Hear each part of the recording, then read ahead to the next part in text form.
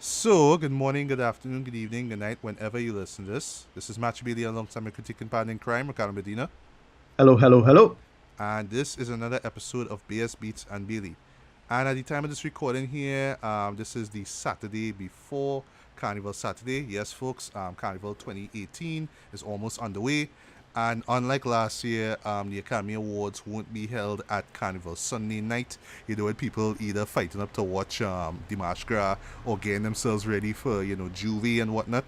So, with all that being said, though, we will be talking about four Oscar nominees for Best Picture. It's Right. a shame it couldn't be five because no, we have not yet seen Phantom Thread. I don't know what's going on. Clearly, we're not going to get to see it theatrically. But, see what. But the four movies in particular that we're going to talk about, first of all, is one of my highly anticipated movies of last year, which is a shame because we didn't get around to seeing it last year due to certain circumstances. Of course, Right. I'm talking about Guillermo del Toro's Oscar nominated The Shape of Water. Right. Uh, After that will be Darkest Hour, which features our boy Gary Oldman, and we'll answer the question. I should say, does this man really deserve the Best Actor award for? Is he a shoe in actually, or is he good? Is he destined to win that Academy Award for Best Actor? I should say. Right. After that, we have a movie that has been getting a lot of hype, a lot of buzz since it came out last year. This one is called Call Me By Your Name. This showed up on a lot of top tens lists. And, I was curious about this one too. Didn't really know the cast or the director or anything like that. But the premise seemed pretty interesting. And I don't want Right. to say taboo breaking or groundbreaking or anything like that, but just something pretty interesting. So, I'll share my thoughts on that. And finally, Steven Spielberg, boy, The Post. Yeah. Yeah. And, just the story behind the production of this movie was pretty interesting. Like, I learned about it after seeing the film. So, once we get to that point, you talk about that. And also, the relevance of a movie like this in 20, well, I guess in the 2010s, basically. I was going to say 2017 there for a sec. Right. So you're start things off with The Shape of Water. This, like I said before, is from Guillermo del Toro, one of my favorite directors in the game right now. Um, and this was co-written by him and Vanessa Taylor. Right. Um, and this one here, like the way how they pitched it, like I don't know, I was like instantly I was thinking Hellboy and Ape Sapien. So I was thinking like this is like Ape Sapien, the early years, Yeah. or whatever it is, you know. Incipient father. Yeah, it could be when you think about it. Maybe not so much Yeah, Abe Sapien himself, which is funny because not just the character itself, this sort of humanoid, sort of amphibian-ish kind of character, this fish-like character, Yeah. but also the person playing the character, and that is Doug Jones. Yeah. Yeah, He has have had a really good year this year because he also plays Saru in Star Trek Discovery. right. And I straight up say it, he is my favorite character in that show. And I actually like that show for the most part. It's not like, well, he's the only good thing or anything like that. Right. So before we get into the Shape of Water, just want to talk briefly about just my relationship with Del Toro's films. So the first film that I saw from him was, believe it or not, Blade Two. To me, that was Right. like Yeah. Me my too. official introduction to Del Right. Toro. That's why. Well, I probably saw movies of his before. I just didn't know who he was. Yeah. You know. Well, I think it's either I saw Mimic before or after that, but I didn't know who he I was. saw. Yeah. I saw Mimic after. Yeah, and Mimic, I wouldn't say was a terrible movie. Like, I get why it was made and why, the circumstances, surrounding that film. Because, for those who don't know, he filmed that around the time when his dad was kidnapped. Yeah. Shocking, Right. but it did happen. And I have a feeling that this, of course, is stressful, and that weighed a lot, in his, to the work and the effort that he put into that film. Because while it's not a terrible movie, it's kind of forgettable. I wouldn't say it's a cult classic or anything like that. It's just Right. one of those kind of curiosities. Like, you look at it, it's like, oh yeah, well, But to me, what makes it relevant is that this was not only his second feature film, but also his official introduction into Hollywood. Right. And because of what he managed to show in that movie, he got the chance to do films like Bleed 2, for example, which I thoroughly enjoyed. Um, of course, Hellboy 2. And of course, this movie here, The Shape of Water. But what's pretty interesting, and this is what I really love about him, is that he always stayed true to where he came from. You know, he's Mexican, Yeah, and he managed to make, well, apart from his debut film Kronos, which was done in 1993, and it was filmed entirely in Mexico, even though the story I believe was set in Spain, right? yeah, He always managed to go back to his homeland and do films, you know, do Spanish language films, you know, and it always tied back to the stuff that he was always fascinated with at a young age, which was basically the fairy tale, you know, the creature, the monster. So, you know, he'd yeah. always take, like, Start you with know, the familiar characters like the vampire, or, you know, well, not the werewolf. He hasn't done a werewolf film as yet. Um, but just like these famous monsters, these creatures, and always kind of play with their tropes and their archetypes and really make them more sympathetic, sorry, make them characters that you somehow care about, even though they look ugly and they may do, you know, ugly things, you know. And then another major theme with his films, especially like say Kronos, The Devil's Backbone, which is a great film by the way, and of course Pan's Labyrinth, which is his best movie to date. He always he always showed the dark side of humanity. He always showed that, you know, humans are more monstrous and evil than the creatures themselves, you know. And he yeah, always yeah. went He does out that. of his ways to make these creatures really fantastical, very bizarre, very creepy as well. But there was always something lovely, something kind of majestic and beautiful about them. Whether it's the fawn from Pan's Labyrinth, which Yeah, to me is like probably one of the best creature designs I've ever seen in a movie.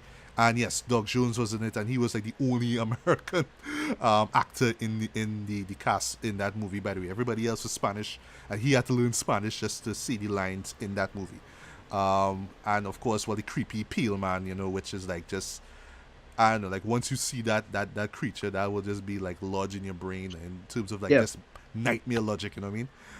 Of course, characters like Hellboy, of course. Even though, you know, the design is from Mike Magnolia, of course, um, and, you know, Abe Sapien, which we mentioned before, and just a wide assortment of the creatures that we saw in both Hellboy and Hellboy Two.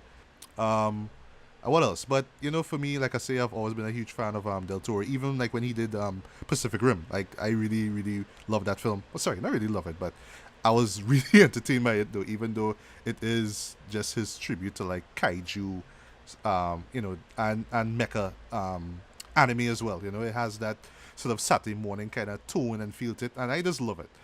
It's just straight up like popcorn entertainment.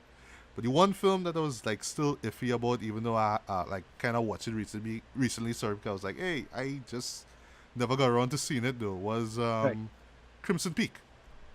right. Yeah, Yeah, I I don't remember. right. Remember that one film that I remember. I Claude think review.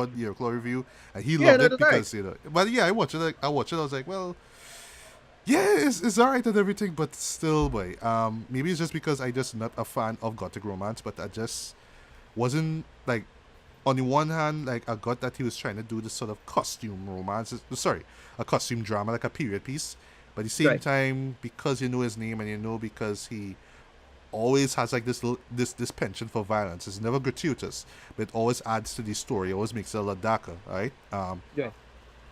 And there is violence, but just not as much as you would expect it to be. And then when it came to the scares, it was just like, you know, oh well, it's a ghost story, so we just have to play on these cliche ghost stuff. You know, you turn around, the ghost is there, that kind of crap. Now, and I don't know, I just felt that the horror elements, which we always know from Del Toro, he always kind of tweaks and twists and does creative things with. It was just like there, it just felt too generic in my opinion. So to me, I would say like Crimson Peak is one of my least favorite movies from him. But that's not to say that I Right. hate the movie. I mean, I love the cinematography, I love the set design, just how the film looks and just how it was acted, the, you know, the character, the performers, and all that. But still, once again, I don't know, just it didn't work for me.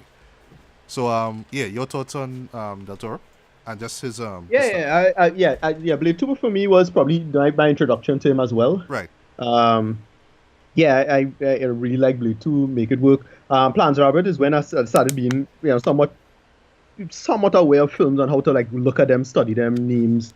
And Yes, yeah, Del Toro's the name that came up. And yeah, I generally defend Crimson Peak. What's his first film again? Kronos, Kronos. Right. I went back and watched that. It really, yeah, you're right. It's somewhat forgettable, and I just couldn't get into it. It's like, okay, it's our first film. I kind of look Yeah. at it like the same way you look at Nolan first movie. Like Oh, following. follow, yeah. Yeah. It's like it's good, but it's our first movie. Yeah. Um, Exactly. and yeah, Del Toro have a workable vision. He's one of the three amigos. Yes. Yeah, he love all three of them. I find in terms of filmmaking. But yeah, big fan. I am a big fan of his style and his vision. He's the one guy who still uses a lot of costume shit. Pacific Yes. Rim was pretty awesome because of that. Like the new Pacific Rim looking wild and over the top, but like you're totally missing that touch of a proper filmmaker now. Yeah, Uh, and on the subject of Pacific Rim, what I loved about it is I actually own the Blu-ray and I watch like the behind the scenes stuff. You'll believe like just in the detail in the gosh, I forget any name of the mechas themselves, but you see, and I'm a big Kaiju. fan. Right? No, What the Kaiju, yeah. the oh gosh, is a German name. I forget it myself. Jaegers. Jaegers, right? Yeah, there's Yeah. little minute details in how these Jaegers look now, whether it's like the Russian one or the Chinese one. There's these little Yeah. things now, and it's for somebody like that to put that much care and thought into it now. And as you a viewer, just look at it like, oh yeah, that's a Russian one because it green, and there's the Chinese one because it gold and it blue. Sorry, it gold and it red. It's like And it have you an just extra see it from arm. yeah, they have an extra arm, so whatever. But that what I love about Del Toro is that he just puts so much care into just how everything looks, the craft into the designs into everything. And I really really love that about him. But yeah, continue. Yeah, yeah. For me, he has a specific. Yeah, again, he does the whimsy stuff. He's a big time nerd. Oh yeah, So you're gonna oh get yeah, yeah. Yeah, so you're gonna get a bunch of stuff. I mean, he in one of those Kojima video games now coming out. He's a guy who just have a working sense of right. The idea of again, he does the idea of dark whimsy quite well. And again, he does really geeky stuff quite well. So I would like to see. He has a really good sense of vision and a classical sense of vision, even Yes, though yes. he's a modern geek kid type. He's the Peter Pan type, but he really has a good workable talent um, going forward now. Yeah, yeah, he's a big, not the biggest fan, I'll admit, from a filmmaker standpoint, but he could still do a lot of stuff. He's not that old, you know. He can make a lot. I was a big fan of him, and we get into his latest film, which kind of continues on that trend. Yeah, yeah. And the reason why we talking about all this now because and like what's the big deal, right? Is because for the first time in his career, make note of that. The first time in his career, man finally get a nomination for best director. Yeah, So that's like a big deal. It's like a huge achievement. So like I am on the fence now. Like I'm kind of wondering now with this movie here, The Shape of Water. Is this the movie that will get him that award? Is it the time now for him to really win it, yes, or does he it's just have to work at some more pet projects and then nah. he'll actually get The, it? that's a, the Oscars is just implicitly political, not necessarily in terms of structure, but just in terms of like overall cultural pushing and who go and get what and what not. Now. Yeah. And yeah, a multitude of reasons why he could get through with Shape of Water, at least something. Now, I really don't think it's going to be this year's Color Purple or anything like that. Um, Wow. That, yeah, that that comparison though. Sorry. right. Yeah, it's just a ton of nominations. We could talk about it, but it's a Mexican director. The subject matter and the material and the sub of Shape of Water and everything that's lining up, and yeah, there's a lot of solid talent in the film as well. Yeah. And again, he's the last of the three amigos to not get anything. Yes. So it really feels like a working precedent going on here now. Mm-hmm. So I don't know. We'll see. Yeah. I just wanna jump into what The Shape of Water is about. All right, no problem. All right. So it's about a woman by the name of Eliza. Mm-hmm. She's lower middle class cleaner for some secret type company. She's also mute, and she eking out her life with I forget the Olivia Spencer's name. Oh, you mean Octavia Sorry, Spencer? Yes. Octavia Spencer's name. Sorry, Octavia. She's Zelda. Zelda, thank Yeah. you. And basically, she in this weird facility, not sure what they do exactly, so secret shit, but she just cleans stuff up. Right. And what happened is that they found something very strange happened one day where they brought in a creature, some weird creature. Mm-hmm. And she basically got a relationship with this creature, and shenanigans ensues where you have people like Richard Jenkins and Michael Shannon Yes, and our boy that guy Michael from A Shannon. Serious Man. Well, I always forget his name, but he has a really good year because in three Oscar movies this year actually. Oh, you mean Michael Stuhlbarg? Yes, yeah, Yeah, and Stuhlbarg, whatever it is, right? Stolberg, yeah, Yeah. and yeah, and it's pretty good. We'll talk about just the general narratives. I'm gonna start. It's not the best Del Toro film. Nope, no. And as a No, fan, I could see that without any hesitation. It's not his yeah, best work by far, but no, in no way is this his worst film today. I don't think no, but there's been like an actual like a big dud in his career so far, which is a testament to exactly how great of a filmmaker he is. But yeah, continue. right. And so it's a really, really good film in my opinion. It works on several levels.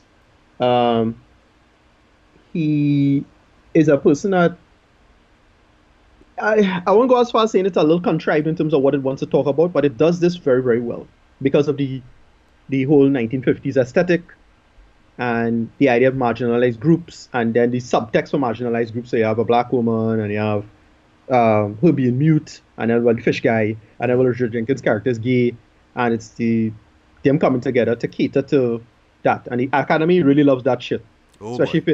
if you don't put the middle finger into the face or that type of liberal, like say a movie like Get Out, Yeah. right? Get Out a little more testy with the premise, right? And the movie works. It's I think it's well shot, well done, well colored. Michael Shannon could have been a little crazier, although he has one moment that's great. Yeah. I think I know what you're talking about. There's a Yeah, bathroom scene, right? Yes. Right. sorry. No, it's not a bathroom scene. It's the scene where um when he goes to Octavia, Oh, right. uh, Where you went to her place. Right. I know you're talking right, about. does something that's really creepy. Yes, and could have ended on a bloodbath. Oh, sorry. It was kind of leaning towards something like really Right, terribly violent happening. But I'll stop here. I right. don't want to spoil anything else. Yeah, But anyway, yeah. So yeah, and they have working narratives. So every one of them it's a movie about love ultimately. The final little reveal involving one of the things is like, okay, that makes some sense. I think so.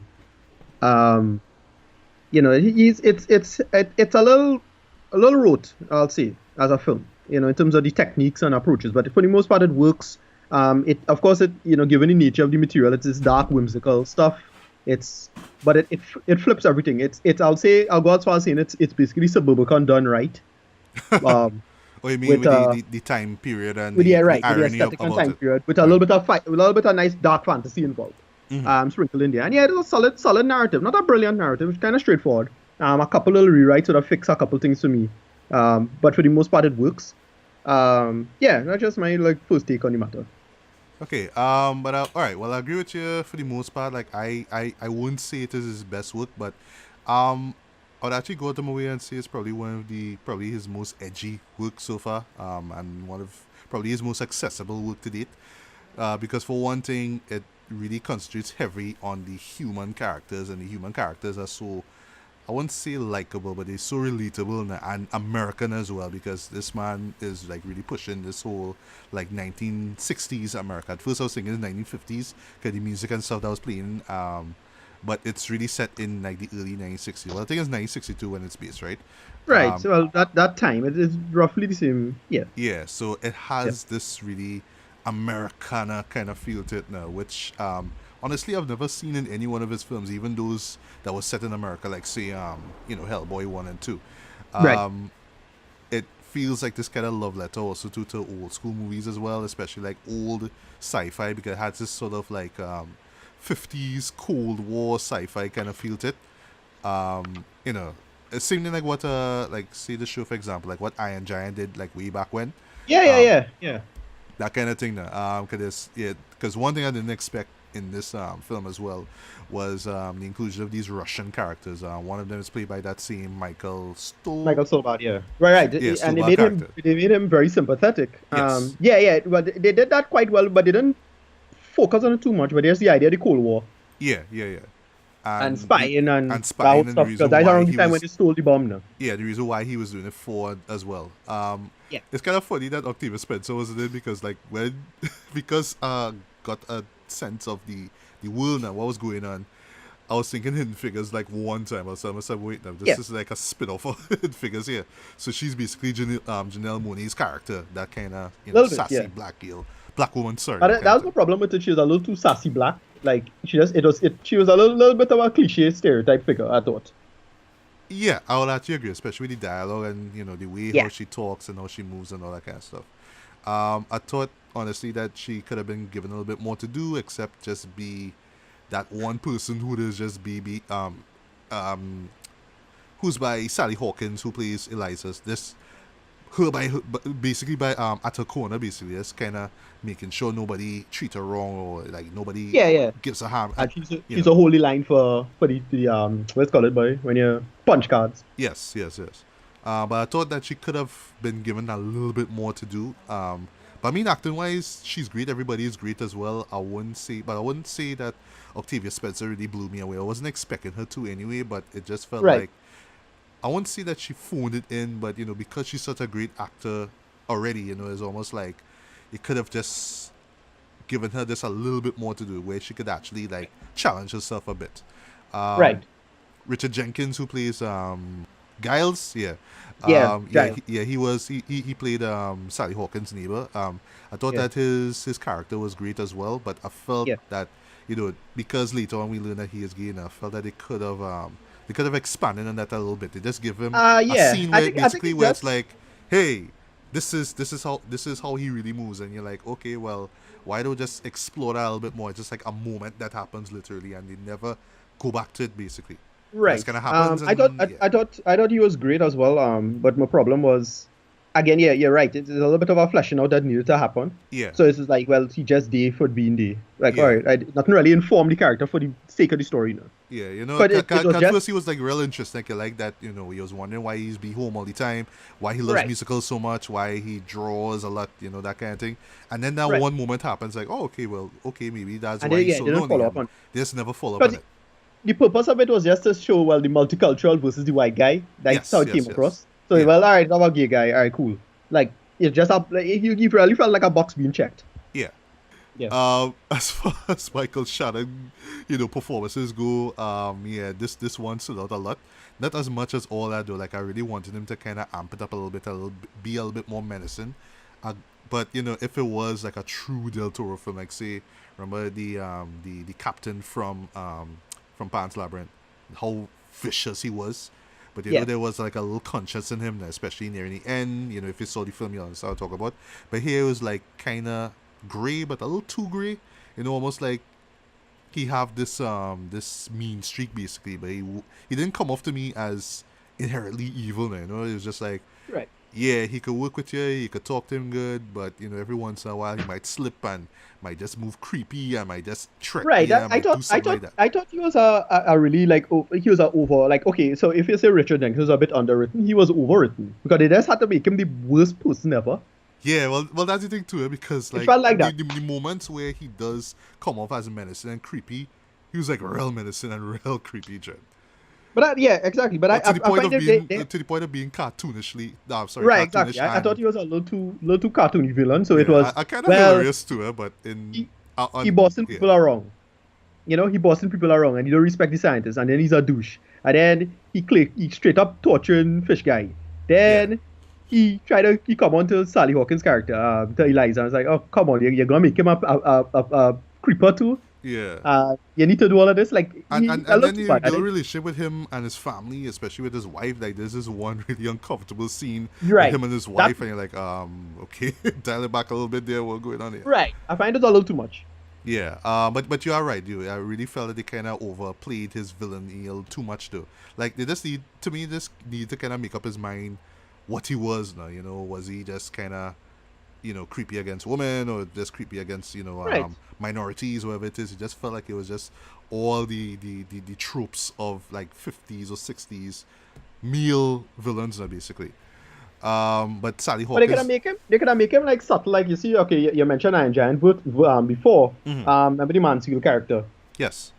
He was like to me a perfect like reference point. They could have do with him, man. But they take that and carry like Mansfield, who is the cartoon less cartoony than Michael Shannon. Yeah, for real. What else? Sally Hawkins too.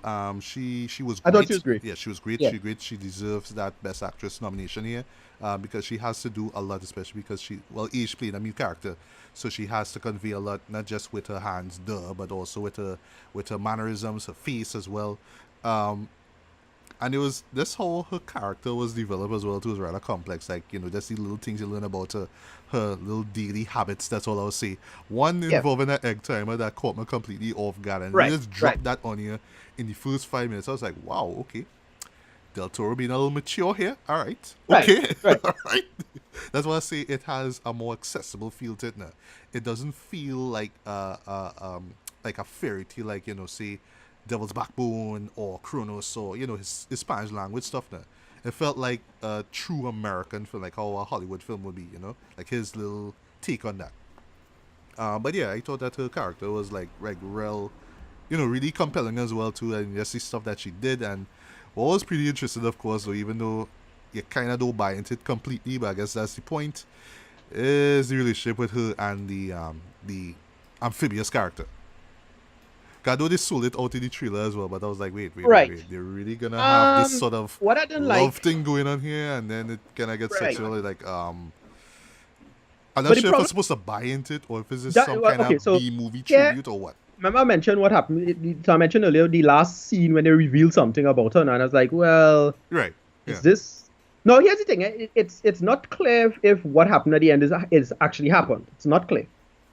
Yeah. I would It's argue, it's it's not sure. ambiguous, but then Yeah, but then again, his movies, well, especially like Pan's Labyrinth, for example, that has a ambiguous end. But is either right, you buy into what you think it all depends on what you think the ending is or what it means for right. the So yeah. I have no problem accepting that it could be vague or whatever it is. But if I were to read it as what I saw on screen, that kind of undermines somewhat undermine the relationship now, in a Mm-hmm. sense, because if the idea is that it's supposed to be, and well, you can make the analogy interracial, then it kind of throws off the whole thing, kind of, or I should say interspecies, because it throws off the whole premise now Yeah.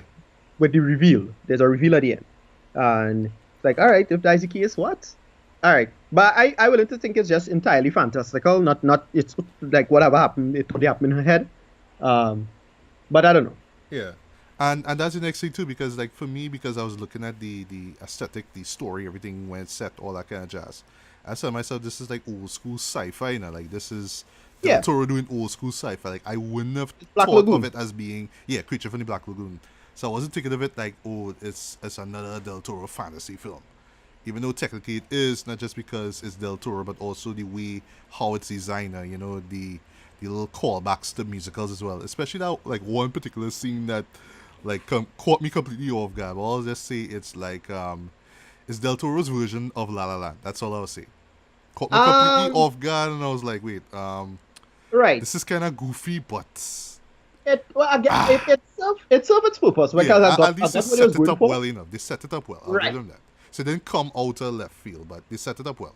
So yeah, that one scene was kind of goofy, but it was kind of sweet and charming as well. But I think my main issue is, oh yes, and of course Doug Jones was great as well. But I find that they just really didn't give him that much to do now, in terms of his Right. character. I think they could have developed his character a little bit more, shown him a lot more now. 'Cause I find it was just more about the characters involved in his journey. Basically, it wasn't about him himself. It was about everybody Right. else. And I For felt that me, if you saw more of him, then I would have believed the whole love thing that was going on between Eliza and that creature.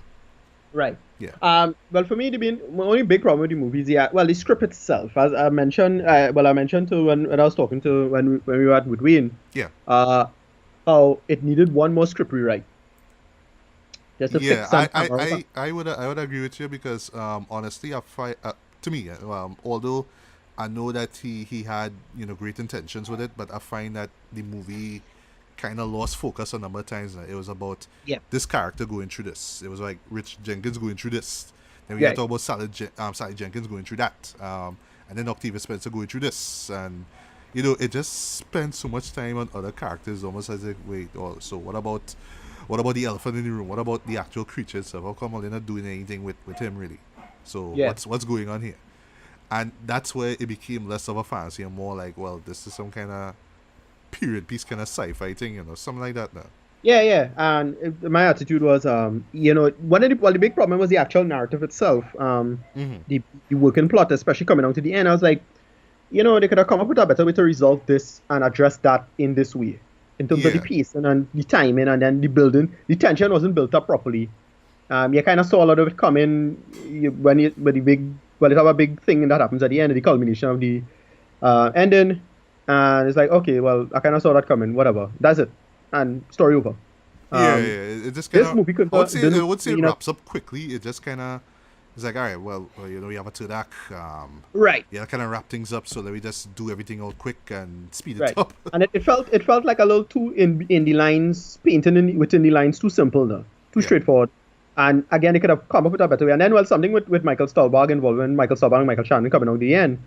I was like, you could have do this a little different. That change some of the dialogue in the scene and make it flow a little better. Um, yeah. I understand what I mean. Yeah, yeah, right. That's about it. yeah, I really enjoyed this movie overall. I didn't have any major problems with it in no massive sense. Just the little small little holes yeah. that kind of add up. I won't go as far as saying a death of a thousand cuts or anything like that, but just a No, small handful of problems that could make it go from being good, which I thought it's actually perfectly fine, to I think it could have been great, but it just kind of missed that one step or two. right. You know. And of course, well, technically, of course, because it's a Del Toro movie, you know the thing looks good. So yeah, cinematography is on point. It looks gorgeous. I love the sort of aqua colors that they use here. A lot of like greens and blues, and every once in a while you'll see like a little amber as well too. You'll see like some Yeah, yeah. oranges and No, yellows the and film stuff like looked that. great. It looks great. It looks great. They look great. Cinematography The use on of point. water is quite good. I mean, it's called Shape of Water. It's shot well in terms of the whole water, the general theme of water, rain, water moving all over the place. Everything is water, water, water. It all over the place. You knew what to look for. It's pretty obvious and in your face, but still well done, well shot. Yeah. Water is hard to shoot. Okay, you could fuck things up with your camera. Uh huh. Uh, And they made that finally, work. yeah, and finally, last things last, the music I thought was great as well. Of course, Oscar Woody. I like how whimsical and I don't want to say dark. It just feels like like a product of. It sounds like a '50s film now, but in a very good in a great way. It has this sort of romantic kind of feel to it, but not too romantic as well. You're right. Um, without sounding a little too artificial now, and I think it really works. It adds a lot to the story. But yeah, for me, like I wouldn't say it's his best movie to date. But if the man wins fit, I'll be like, all right, well, it was years and it had to happen at some point in time, and I'll be proud of him.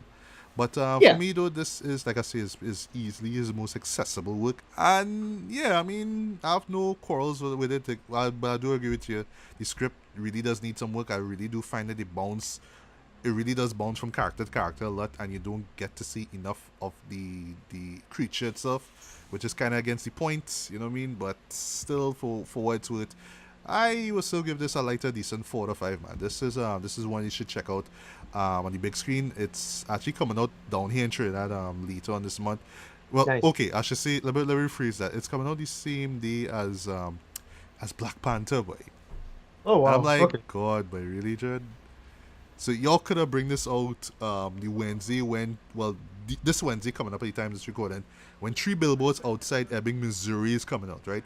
That would have been a great deep double. But nah, you just want to bring it Exactly. out when Black Panther's out because I don't know, right? But yeah, this is one you should check out on the big screen or get it on Blu-ray wherever it is. But you'll if you're a Del Toro fan, you'll love it. I wasn't that totally amazed by it, but as a Del Toro fan, I appreciate what it is he did. But for now, yeah, lighter, decent 4 to 5 for me. So, what Yeah. is your rating? Yeah. For me, I give it as just a solid movie tongue. It works for the most part. Uh huh. Just a handful of issues, but it didn't rope me in the way I thought it would have roped me. Just solid, good, Yeah, worth your money in that sense. Go see it in movie town, but not worth your full IMAX whatever, right? So, yeah. so it's that. And I'll just say this in conclusion. I'm hoping that it does win at least one award. It may not be best director, it may not be best actress, but I really want it to win something. If it win best supporting No, actress yeah, for Octavia Spencer, I'll be like, nah, I don't think. I nah. might have Don't. if you nah, I don't think so. What I feel it might get is like costume stuff. Um, just the technical stuff. It did well now. Yeah, even if it win best original score, I'll be glad. You know what I mean? If something Right. like that. Yeah, I really Right. hope it don't get color purple. Eh? Oh gosh, yeah. And it might win. It might win director. It might. Yeah, like I say, if he wins, I'll be glad. I'll be glad. I mean, Del Toro fan, man. I mean, yeah, I want to see the man win. I want, and he worked hard enough to reach there anyway. You know what I mean? But and I'll just say this in closing though. I just want him to just keep making these really imaginative films. I love the fact that he just has these ideas in his head. He just have like these sketchbooks and he just draws all these ideas out. And he wouldn't even like he would be working on a project and then he would just jump to it later on, like what he did with Pan's Labyrinth. Like he had that idea from like since Kronos days, like back in the 90s, you know. But he never let go of those ideas. He just kept expanding on it, and then yeah, the rest is history. You know Right. what I mean? So I just want to see him make more of these imaginative movies. You know what I mean? And really push fantasy, and sci-fi to Oscar-worthy levels. Yeah.